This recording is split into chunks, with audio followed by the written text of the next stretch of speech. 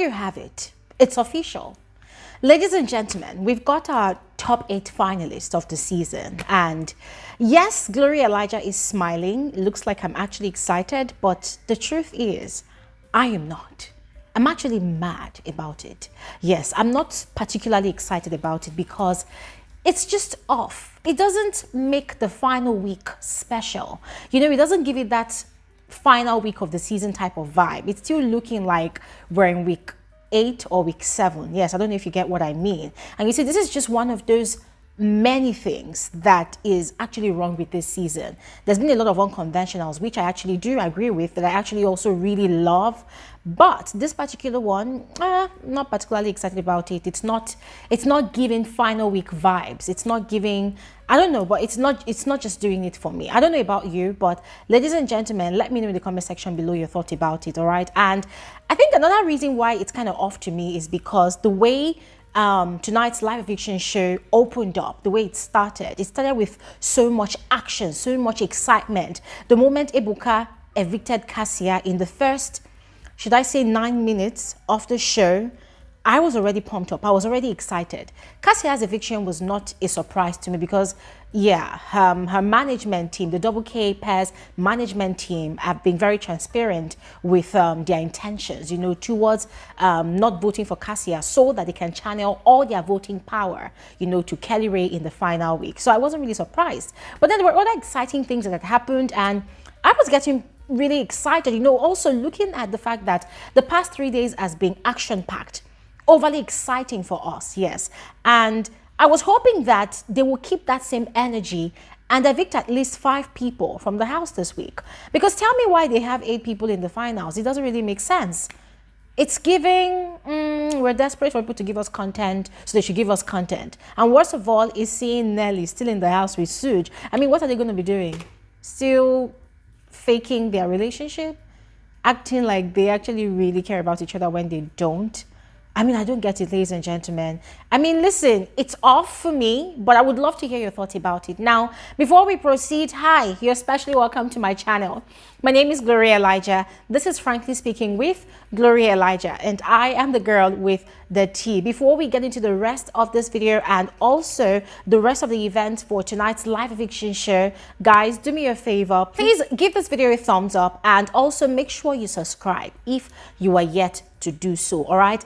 And a quick reminder to all of you, on Wednesday by 6 p.m. WAT, we're going to be converging here for our YouTube live stream. We will still have the Saturday one as we normally do, but there's a lot to catch up on, all right? And so we need to converge here on Wednesday, all right? Wednesday by 6 p.m. WAT. So please make it a date with us. Do not miss out. There is a lot that you totally do not want to miss out on, all right?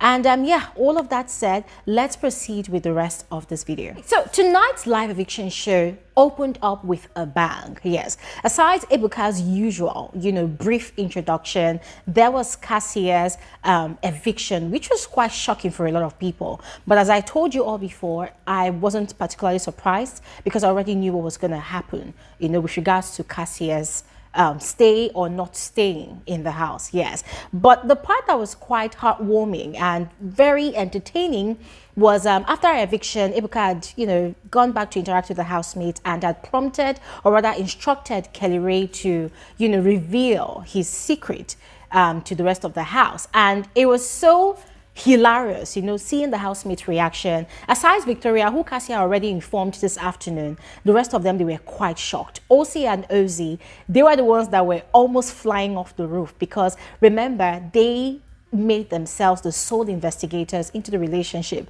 between these two people. And on the side, they were kind of secretly and, let me say, unashamedly shipping both of them together because they love both of them together. They love the chemistry they have together. And Osi especially has been, you know, suspicious of the fact that they could be lovers or maybe more, but it never crossed their mind that they were actually married. So the way Kellyrae even broke the news to them, you know, first of all, by apologizing for lying to them. He had explained that it was because he did not want them to treat them differently, right? I mean, look at the way they were treating TJ in the house, because he's married, they were giving him space, giving him that much regard. So he wanted them to have the fullest experience in the house. And so that was the reason why they had lied. And he had also broken the news to them that on Tuesday, they will be celebrating their 8th month in marriage.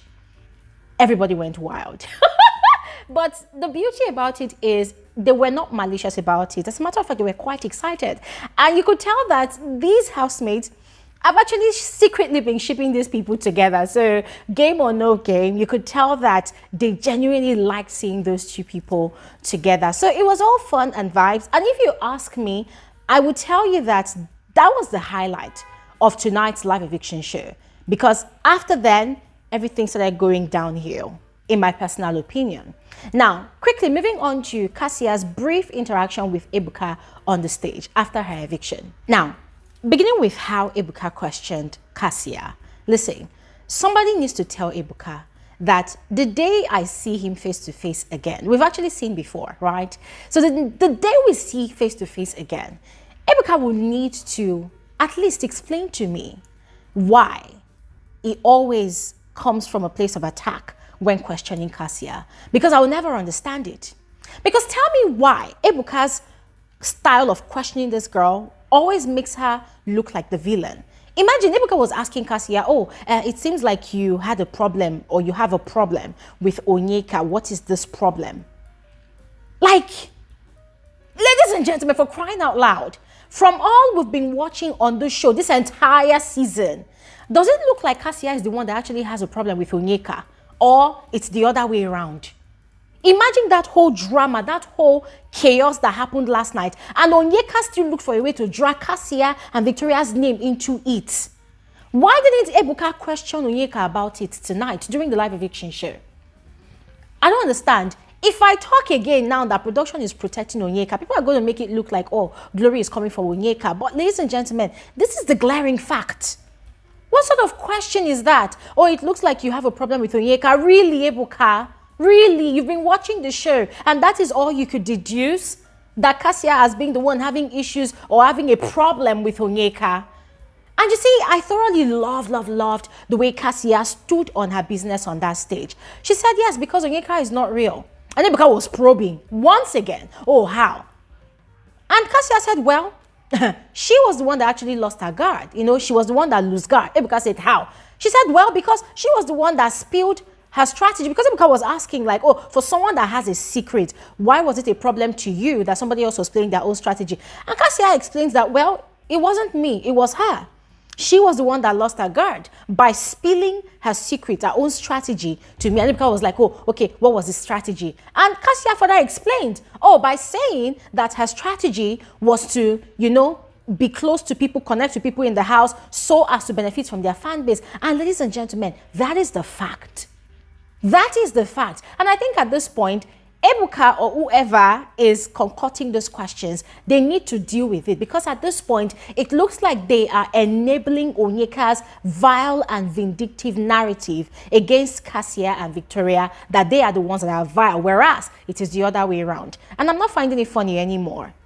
So please, the show is about to end. Cut it with all these nonsense questions about, oh, Kassia is the one that has issues with Onyeka, as if Onyeka is a saint in that house. It doesn't make sense anymore. It's giving, antagonizing the girl to elevate the other one. It's not nice. Ebuka's next interaction was with Suj and Nelly. So he was asking Suj, what he would call Nelly, like how would he define their relationship? And Suj, of course, said, well, it's not defined. Nelly said the same thing. And ladies and gentlemen, I don't know what Ebuka was expecting both of them to say, but it's been very glaring that these people have been strategic about their ship. They've been using their ship as a crutch, to get this far in the game. And yes, it worked for them. So yes, whatever. But do I think they're in love with each other? Absolutely not. Nelly has said it time and time again that she's just in that thing with Suj for cruise and for the game. Suji, on the other hand, even though he's not being very forthcoming, that guy is very cunning. He knows what he's doing. He's not in love with Nelly. They are just playing the game. And I strongly believe that once the show is over, it's going to be to your tent, O Israel. Everybody will go their way. Nelly does not look like the type that would want to date seriously with Suji. I'm sorry. That is somebody that has said a lot of things about her lifestyle and whatnot. And I do not think that Suji will be able to, you know, manage a relationship with Nelly. I don't know what you all think, but let me know your thoughts about that. Same question was thrown at Topher and Anita. And Anita called Topher her boo. Ladies and gentlemen, if we're going to sit down and analyze this thing between Anita and Topher, there's going to be a lot of loopholes. We know that Anita is not serious with Topher. Just like Nelly, she's in that shape for the game. And it has worked for her because now she's in the finals. Yes, and Topher got evicted. Yes. But for Topher, he said he really likes her a lot. He was actually comparing her to the air that he breathes. And I'm like, bro, you're just 24. You're still young. You've got a whole life ahead of you. This girl you're with, she intends getting married next year, according to what she shared in the house. So you need to keep your head straight and understand that it's not going to happen. Yeah, it's not going to happen. But then he had said on the stage after he was evicted that they are at the stage where they just want to see how things go between them. And I'm like, okay, fine. We will see how it will pan out on the outside. I do not see any future there in terms of romantic relationship, but talking about them being good friends, I think they will remain good friends. As I mentioned already, Topher got evicted, and on that stage with Ebuka had asked him about the roller coaster week he had had and what he thought about having Dami return to the house. And he had explained that Dami's return only gave him more surety and, you know, like it made him sure of his feelings for Anita. And I'm like, yeah, right. Yeah, right. Thursday, that wasn't the language you were speaking. It was all about the drama from last night. All of a sudden, you felt like, oh my God, this person is too chaotic for you to handle. Yeah. But anyways, aside Topher's eviction, Olsi's eviction also happened. And Ebuka had actually given him an opportunity to explain how he almost lost control in that whole chaos last night. And it made me wonder why. What was the special time for? Like, why? And then finally, Ebuka had questioned Wani about her week. Now, I knew Ebuka was being sarcastic about Wani's back or her hip getting healed instantly the moment the 3 agents, you know, had been removed from the house today. But Wani did not get the, you know, she didn't get the sarcasm. She didn't get the joke. You know, for her, yes, she feels better. Oh, she feels better. Oh. But then it was still painful to me that Ebuka did not question Wani about her sudden vocality, about her sudden loudness, you know, about the fact that she just suddenly regained her voice the moment the 3 agents, Dami, Chinwe, and Ruti, were removed from the house. But, ladies and gentlemen, we're going to leave it at that because, hey, the show is coming to an end, so there's no need. But we know that that would have at least given us something to talk about this entire week because we know that one is going to continuously talk about it with Onyeka. And speaking of Onyeka, Ebuka also asked her about last night's event, and she was talking about, oh, I knew I was the one that was going to put them in their place. And I'm like, girl, or child, better, child, slow your roll. You're not the Messiah here. You are not the Savior. You were asleep. Before you woke up, Olsi already handled the situation. You yourself decided that you wanted to, you know, benefit from the highlight. And this is another thing that makes me really mad. I don't know why Ebuka does not ask these questions. Because these are questions Ebuka should ask. It was very obvious that Onyeka wanted to benefit from that highlight.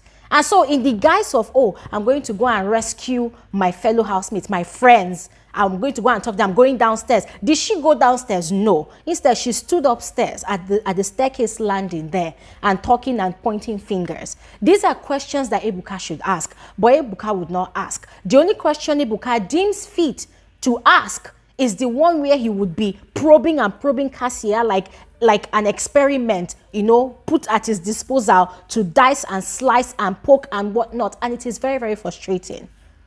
But anyways, ladies and gentlemen, all of that dramatics that she and Wani were performing, it was quite entertaining. But I wish that Wani especially had displayed all of that last night when that whole fiasco was happening. In fact, from Thursday, when Ruthie returned to the house. Not now, her voice is louder and she's making a lot of noise. But anyways, ladies and gentlemen, as I mentioned before, we've got our top 8 finalists. And hey, the voting lines are already opened. So, question of the video: did you enjoy tonight's live eviction show? What was your highlight?